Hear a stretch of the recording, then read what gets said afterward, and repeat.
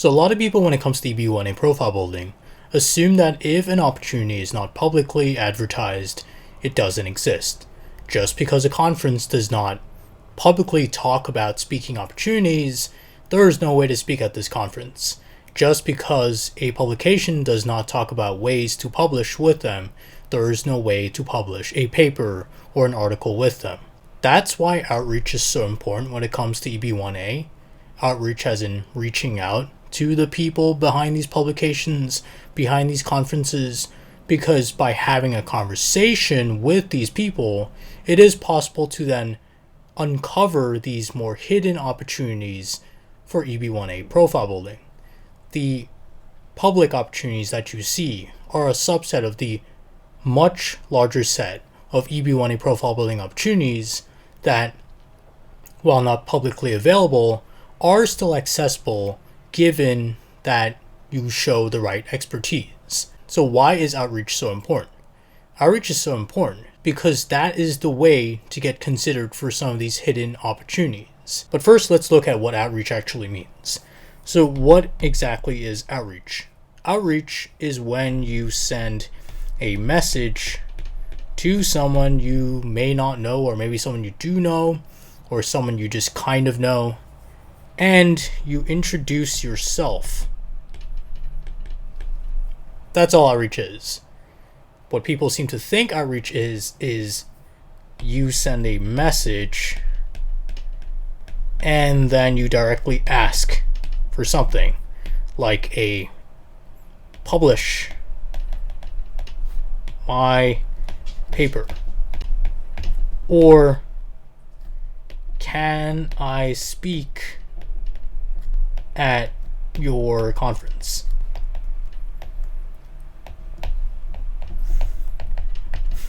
So that's not really what outreach is about.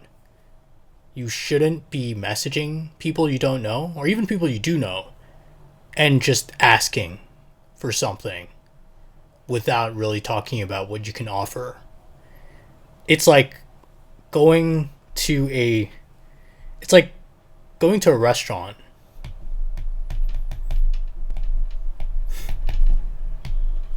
and except they don't know if you can pay for your meal. That's what you're really doing when you're reaching out to people you don't know and just asking for opportunities. They don't know if you can be a good fit for those opportunities. Now, I'm not saying you shouldn't just reach out to random people you don't know and ask for things. You're eventually going to have to make an ask. But how you get to that ask will determine whether you actually get offered an opportunity. Now, the reason for that is because when you're going for highly sought after opportunities, they're looking for specific things. When you go for highly sought after opportunities,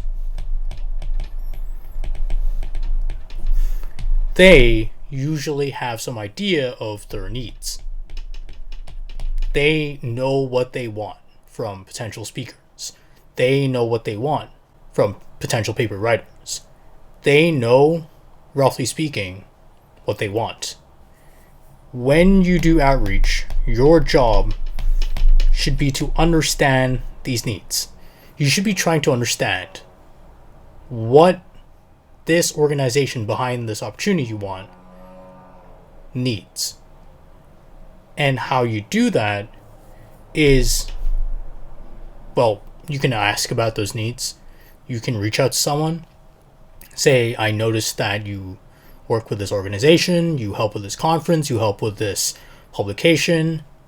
I'd love to get on a call to learn about what your organization needs from speakers, from paper writers, from paper reviewers, from judges. Just getting on what I would call like a discovery call at least shows that you're thinking about what you can offer them so you can get what you want. Chances are they will know you are trying to get something from them and they're just waiting if you can really have the awareness to offer something to them that they can then bring back to maybe their board, to their committee, so that they can then present a situation where you offer something and they offer you something in return. Imagine if they went to their board, their committee, and said, hey, this person just wants this opportunity, but I have no idea what they can offer to the conference or the paper. That is essentially what you're doing when you're just outright asking for opportunities. So you shouldn't just be reaching out to people. Outreach is not about just reaching out to hundreds of people and asking if you can have this opportunity or if there are any opportunities. You want to reach out and first learn about whether their organization even needs someone like you to contribute to their conference, to their paper, to their board, to their judging panel. Because if you realize that they don't need someone like you, you're really just wasting your time on an opportunity that isn't even there. It's like applying for a conference where you know you won't qualify. You won't qualify as a speaker because it's like completely out of your field, or it's just they're looking for people with like 30 years of experience and you only have like 5. That's what you're really doing when you're just reaching out to a bunch of random people and asking them for something without understanding what they actually need and whether you can help meet those needs. So outreach is not about sending a bunch of messages every week just to ask for something, thinking that that will get you at least one person who will give you what you want. That could potentially happen. I'm not saying this approach completely doesn't work. I'm just saying the more effective approach is to get on calls to understand what these organizations and these papers, these publications need, understand what the opportunity providers need, and whether you can actually give them what they need. That is how you get noticed, and that is also how you start getting seen as not just someone who is trying to take as many opportunities as possible, but is someone who's actually giving something in return first, showing how you can help, showing how you can contribute, and that just generally leads to, in the long term, more inclusion within the organizations you're approaching, within the conferences you're approaching, and people will start to see you as someone who's willing to contribute, willing to help, not someone who's just trying to take something for the sake of your own ends. You want to show that you are actually there to contribute to the organization that you want an opportunity from, to the publication you want to get published in. Show that you're actually there to help and not just to take something, build your profile, and then leave. And that also applies to outreach. You don't want to just be the kind of person who's there to just take something from the person you're reaching out to and then not really care about what their needs are. I think, at least my view, is that if you help them, they will try to help you as much as possible. Generally speaking, that is what tends to happen for outreach. If you can help them a lot, then they will try to help you a lot as well. So don't be the kind of person who just reaches out to a bunch of random people trying to get something from them.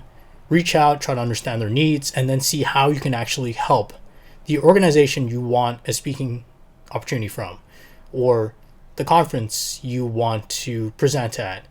Try to really understand what they need.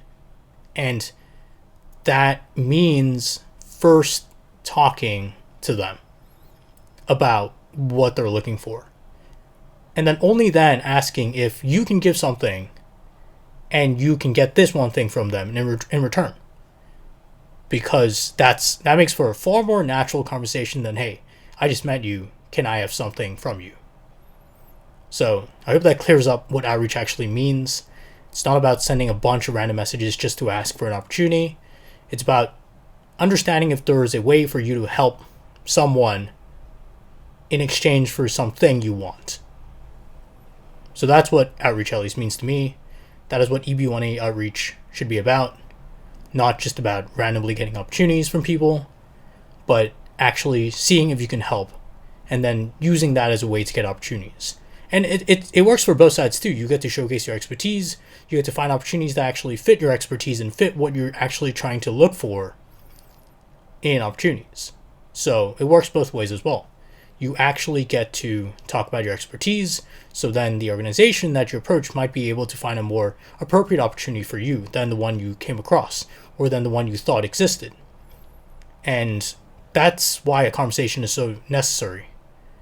if you get into a conversation, get to discussing what opportunities are available, where you can help, where you can contribute, and in exchange, you get to speak, you get to present a workshop, you get to present a paper. That just makes for a far more natural and potentially long-term relationship with this organization that you are trying to work with, versus just outright reaching out and asking for something without really knowing what they need.